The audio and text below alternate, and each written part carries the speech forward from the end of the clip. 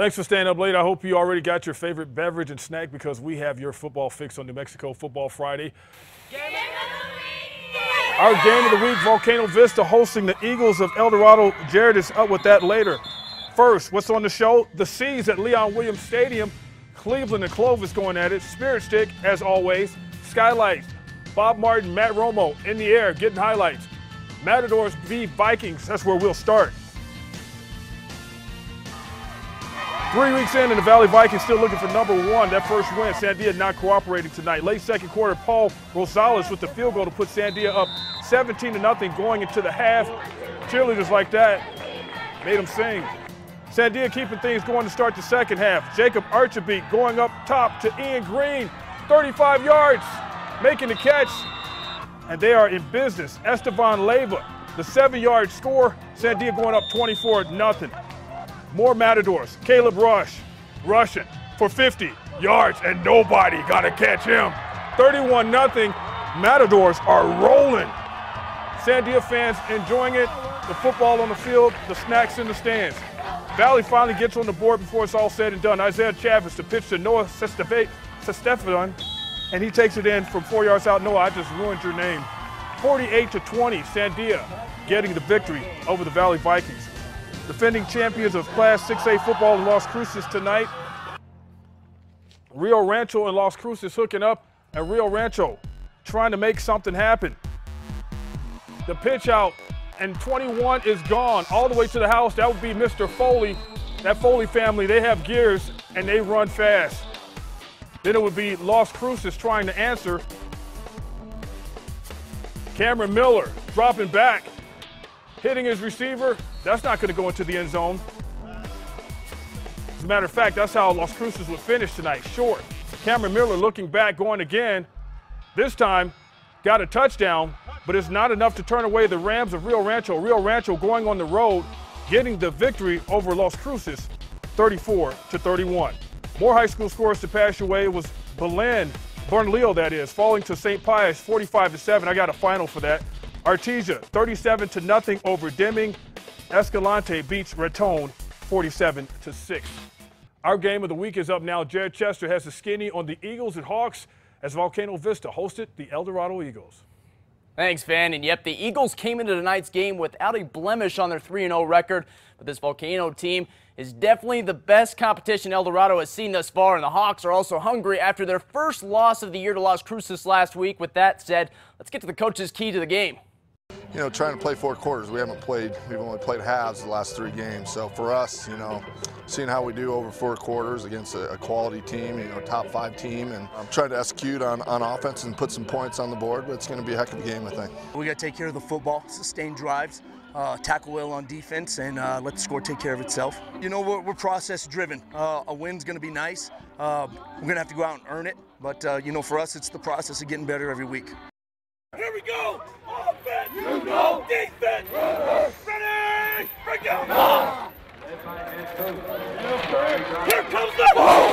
Oh man, the Hawks coming out hot, but don't underestimate Coach Dotson Eagles. This team was determined from the get-go as they stuff Volcano's opening drive, and then on their first go, Jace Jackson shoots the gun, and look at the grab from Isaiah Martinez. Wow, what a gain. 2 plays later, Noah Schweitzer, the big man, comes in wrecking house and gets the touch. Eldo takes the early 7-0 lead after the PAT, and next drive for the Hawks trying to find a rhythm. Josh Williams tries to hit Jordan Dickey, but look at that.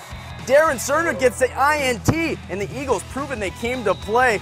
That turnover would only amount to a 30-yard field goal. The Hawks are down, but definitely not out as the fans get shoved to the second quarter. Same score after a great drive. Williams chucks up a Purdy pass, and the catch from Jordan Dickey falls into the end zone for 6. That's all they would get after a failed 2-point attempt, making the score 10-6 Eagles. Still in the second, Dotson's team still applying pressure on offense. Jackson skies one, and it falls in the hands of Isaiah Martinez inside the 5, and that led to this. Schweitzer, the goal line go-to, plows into the point box for 6, making it 70-6 after the PAT. The Hawks try to find some rhythm, but it didn't help with his bad snap, and the ball is loose until Eldo's David Inman comes up with it in the end zone. The Eagles prove they are a team to be reckoned with in Class 6A, winning here 38-21. We're up and down. We got a little tired. You know, they're a good team. They've got weapons all over. So they got quarterback, running back, wide receivers. So we have to stay focused. They're going to come out and score some points. We got to contain them. There you have it, this week's Game of the Week. Now let's pass the pigskin back on over to Van, who still has more from Class 6A. Van. Oh, yes, I do, Jerry. Two winless teams trying to finally get into the win column. The Rio Grande Ravens also hoping to spoil homecoming for the Los Lunas Tigers. We pick it up third quarter. Tigers up 28-0. Tigers on the run. Omari Samuels gets the handoff, finds his way into the end zone untouched. 35-0, home team. He's going to take the ball to the stands, right? He said, give it to me, Omari. Ravens on fourth down. Bobby Hernandez punting the ball. Tigers try to pick up the ball and it's loose. Ravens recover. Aren't able to do anything with it, though. More Tigers this time. Inside the 1 yard line, Tyler Justice goes up the middle and he's getting justice for his team. 42-0. Los Lunas taking care of the Ravens. Top-ranked and undefeated Cleveland at Eric Roanhouse's crib. Clovis, Dalton Hetley, forced fumble, Marcus Williams, and recovered by Gabe Ortega. Cleveland ball. And watch this.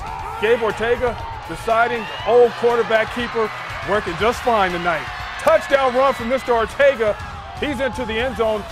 These two teams trading back and forth, just going blows like heavyweight fighters. Dalton Hetley, this time back to throw.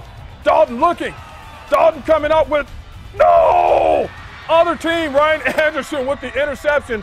Cleveland goes on the road to the house that Eric Roanhouse built, beating Clovis 50-20. That's the final score.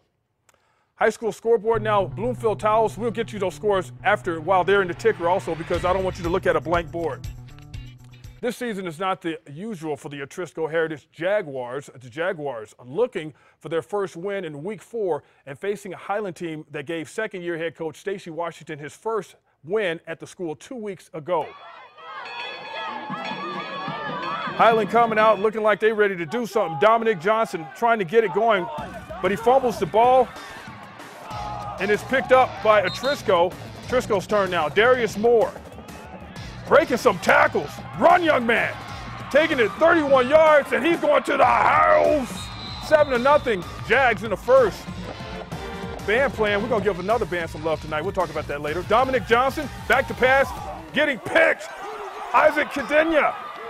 And Isaac is going to get that turnover to set up Aaron Bean. Aaron Bean, 20 yards, touchdown run, diving into the end zone.